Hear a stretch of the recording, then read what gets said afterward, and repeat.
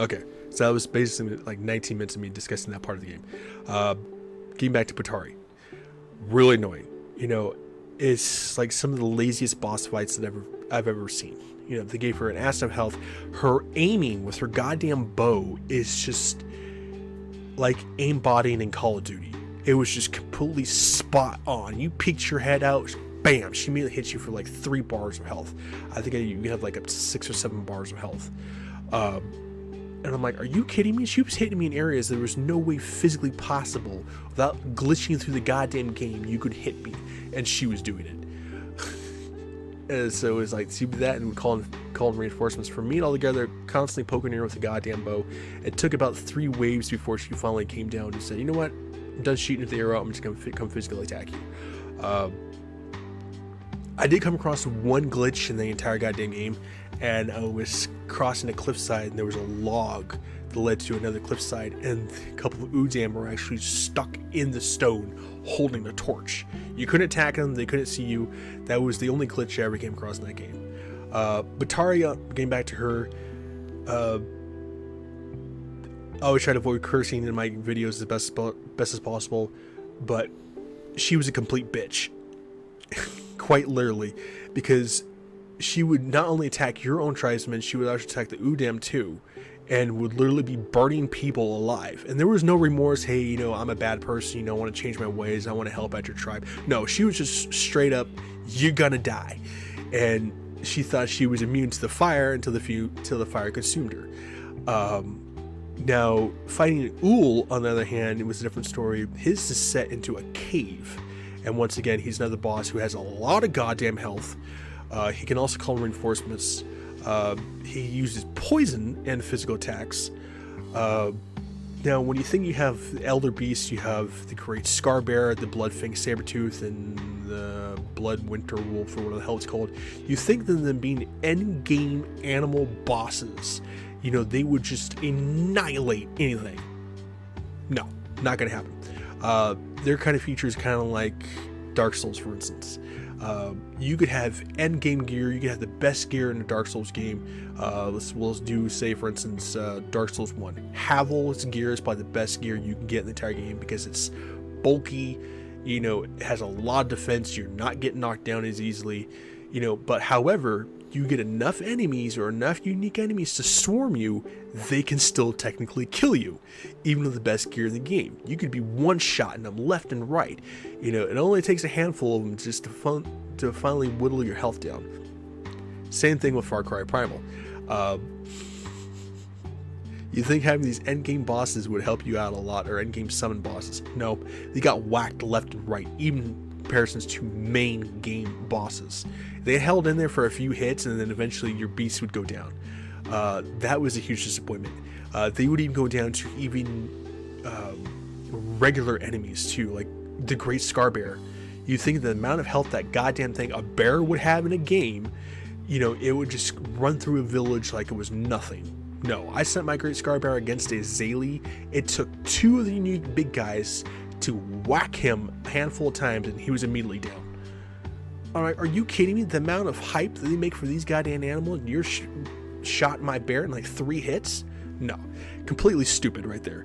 That powerful unique enemy should not be even taken out by regular enemies. Just does not make goddamn sense. And as for the Ul fight, I did not like his arena. Once again, another lazy boss fight the game's designers put in that goddamn thing. You basically just go in a giant circle, once again, throw spears, hit him with fire arrows. There was a point where he actually eventually did get stuck because there was a step cliff that went straight down with a vine, and then it was just a drop. But because my Sabretooth was right here and he was right here, he was body blocking him from getting to the vine to climb back up. So I would just continuously just pop him with fire arrows, and eventually he would die. There are like little water puddles in his cave area, which I thought were oil. And I'm like, okay, you shoot the oil pits, you know, he'll get him to walk through and do increased damage. No, it was just water pits. So all you had to do was literally run around, dodge all his little extras he would summon, and just continue to pummel him with goddamn arrows or spears. That is some of the laziest goddamn boss designs in any game that I've ever come across. Every boss that you ever fight, you should know, doesn't matter what type of game it is, has some unique feature to damage that boss. Far Cry Primal or the people or the creators of Ubisoft, whoever designed those boss fights, just say, you know what, we're on a deadline here. We're just gonna make this boss fight. We're gonna give them a lot of health, and that's it. We're gonna call it a game. I hope they got fired, because that's just pathetic. You do not make a game like that. Ul, on the other hand, he did get some redemption, and spoilers, if you've never played Far Cry Primal, don't watch my video. The game's been out for like 7 years now, so you should be able to play it. I will give it to him. He did have some redemption. He was actually going to do something stupid he shouldn't have done, and then one of his family members seen that what he was going to do, and he decided not to, and he basically gave you his kids to your tribe to raise, because he realized that not only was he defeated, but once he dies, his tribe dies, and he didn't want his generation to die with him in a poison frozen cave. So I'll give him that. They gave him some redemption on that one. Now when it comes to the side activities, getting Dasha hands, getting cave paintings, which are like your little relics. There's cave paintings. There's hunter packs and stuff like that, where you would study a cave painting and it would lead you, think a treasure map, but for cavemen. Didn't bother with those. I got like 52, 53 Dasha hands, and then there was like spirit totems or amulets that you would collect. There's like 12 of those. I think I had like 11 or 12. There's the cave paintings, and there's the treasure ones. I did not bother with the treasure ones because I'm not going to scale much area. Speaking of all that too, when it comes to your pack or your resource pack that you have in your village, it can actually be filled up. I do not like that.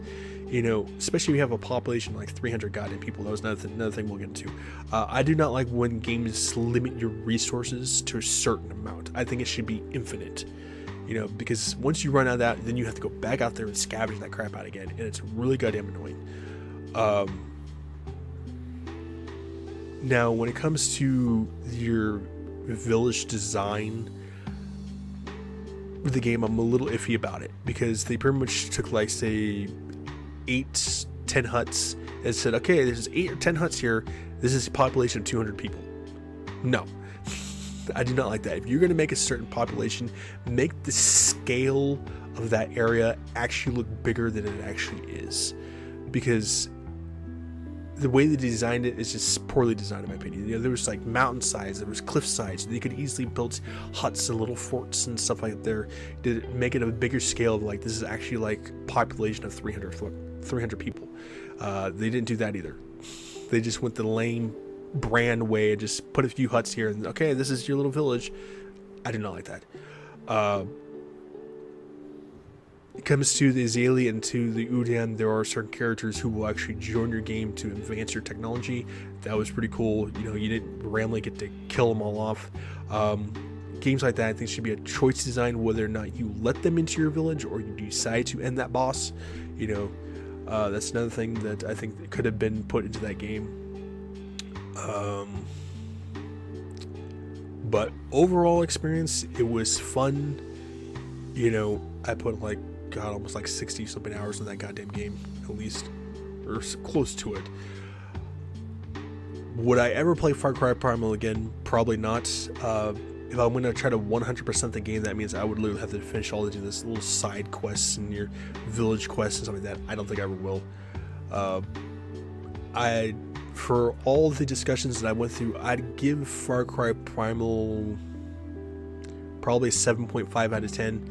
I know it probably is getting a lot more hype from people who are die-hard Far Cry, fans. But for me, being my first actual Far Cry game I've ever beaten, it's getting an easily 7.5 out of 10.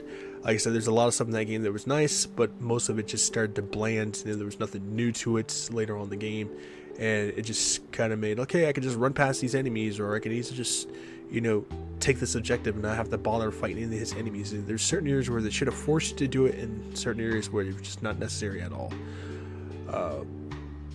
But yeah. So that's my big discussion. So what time we're looking at here?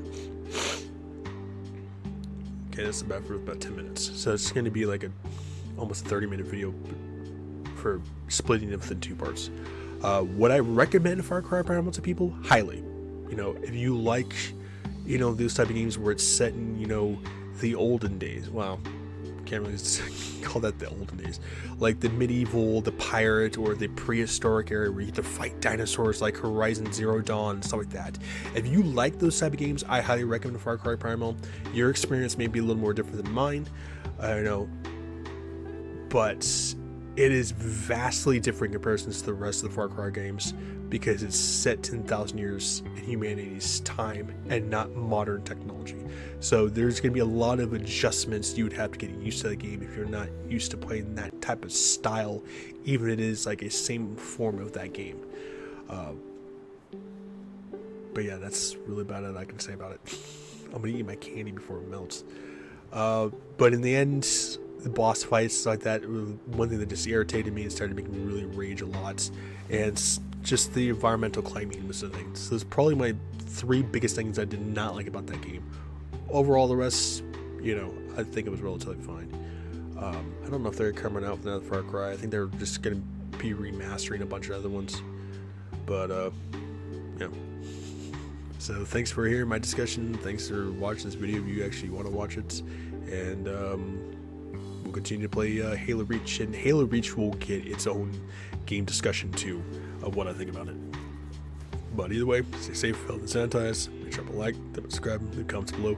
And if you are a diehard Far Cry, you know, fanboy, let me know what you think about the game. Did you not even bother with it? And if you did play it, do you agree with some of the stuff I actually said? And I'll make sure to check those comments out. See you guys.